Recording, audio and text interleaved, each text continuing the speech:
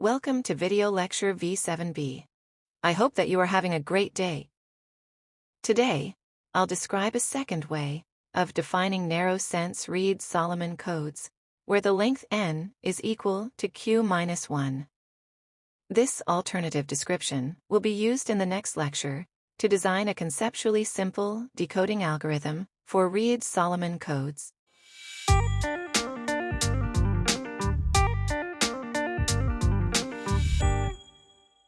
I'll remind you what a narrow-sense Reed-Solomon code is.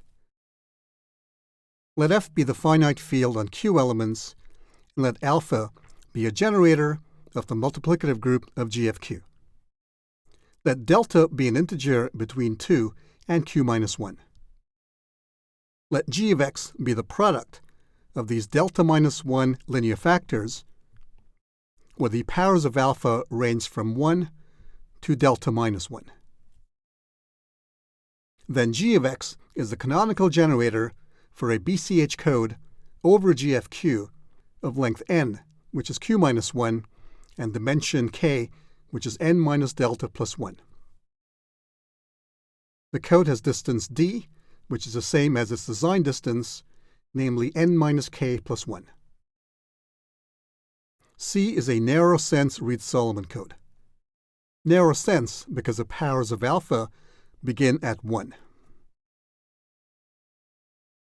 I need to state two definitions. First, for a polynomial f over the field capital F, we'll define the vector CF to be the vector of length n, where n is q-1, whose components are f evaluated at the non-zero elements of GFQ. Note that these components are elements in GFQ. So C of f is a vector of length q-1 over f. My second definition is that of a subset D of Vn of f. So D is defined to be the set of all vectors C of f, as f ranges over all polynomials over f of degree at most k-1. I'll prove that C equals D.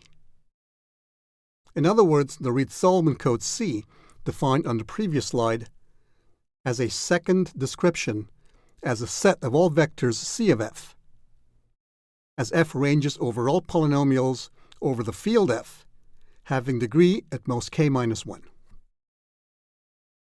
Recall also that C of f is the vector you get by evaluating the polynomial f at all the non-zero elements in GFQ.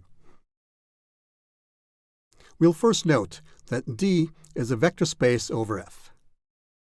You can verify this by confirming that D is non-empty, closed under vector addition, and closed under scalar multiplication. Next, I'll prove that the dimension of D is K. So let F and G be polynomials over the field F having degree at most k-1. Suppose that C of f equals C of g. This means that f and g are equal when evaluated at the non-zero elements of GFQ. In other words, at alpha to the I for all I between 0 and q-2. Subtracting tells us that the polynomial f minus g has alpha to the I as a root for all I between 0 and q-2. And so f minus g is a polynomial of degree at most k-1 with at least q-1 roots. But k is less than q, so k-1 is also less than q-1. Hence, since a non-zero polynomial cannot have more roots than its degree, it must be the case that f minus g equals 0, and so f equals g. This means that each of these vectors C of f, as f ranges over all polynomials of degree at most k-1, are distinct. Now, the number of such polynomials is q to the k. And so, since D is a vector space over GFQ, its dimension must be k. I'll next prove that D is a subset of C. Then, since D and C both have size q to the k, it follows that D equals C. To prove that D is a subset of C, let's take an arbitrary element C of f from D, where f is a polynomial of degree at most k minus 1 over GFQ. We have to show that C of f is in C. Now C of f is a vector of length n. We can associate with C of f this polynomial of degree at most n minus 1, where the coefficients of the polynomial are the components of the vector C of f. Let's evaluate C of f at the powers of alpha ranging from the first power to the power delta minus 1. So the expression in the parentheses is f evaluated at alpha to the I. I'll swap the summation signs and pull out the fj term to get this expression. This summation is a geometric sequence which simplifies to this expression. I'll note that the denominator is not 0. And that's because alpha to the j plus t is not equal to 1. To justify this, note that j is at most k minus 1, and t is at most delta minus 1.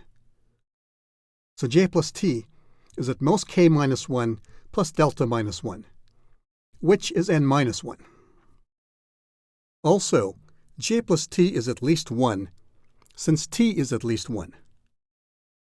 Hence, since j plus t is a positive integer between 1 and n minus 1, and alpha has order n, it must be the case that alpha to the j plus t is not equal to 1.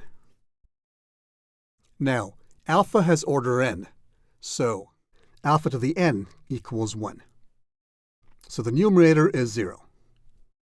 And it follows that C of f evaluated at alpha to the t equals 0. Recall now that g of x is the product of the minimal polynomials of alpha to the t as t ranges from 1 to delta minus 1. Since each of these powers of alpha is a root of the polynomial cf, we conclude that g of x divides the polynomial cf. And so the vector representation of the polynomial cf, which is the vector c of f, is in the Reed-Solomon code C. And this proves that D is a subset of C. So finally, since C and D both have dimension k, and D is contained in C, it must be the case that C equals D.